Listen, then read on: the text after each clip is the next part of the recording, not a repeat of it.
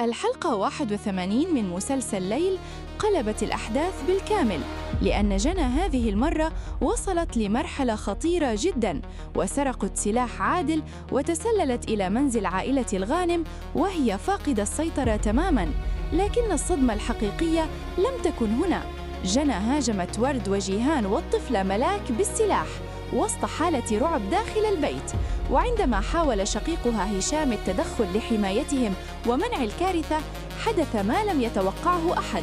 جنى أطلقت النار على هشام بالخطأ ليدخل المستشفى بحالة خطيرة، وتعيش العائلة كلها صدمة كبيرة بينما تم القبض على جنى بعد الحادث. وفي خط درامي آخر، يارا أخيراً فاقت من الغيبوبة، لكن المفاجأة أنها لم تتذكر باسم.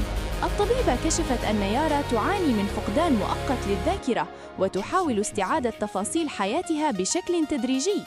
أما نبيل فدخل في دوامة شك جديدة بعد اختفاء أوراق المناقصة، وطلب من نجم مساعدته لمعرفة من يقف وراء هذه اللعبة.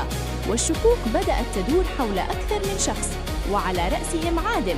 الحلقة كانت مليانة توتر وصدمة وخوف من القادم، فهل ينجو هشام بعد الرصاصة؟ وهل تستعيد يارا ذاكرتها وتتعرف على باسم؟ ومن سرق أوراق المناقصة فعلاً؟ اكتبوا توقعاتكم بالتعليقات.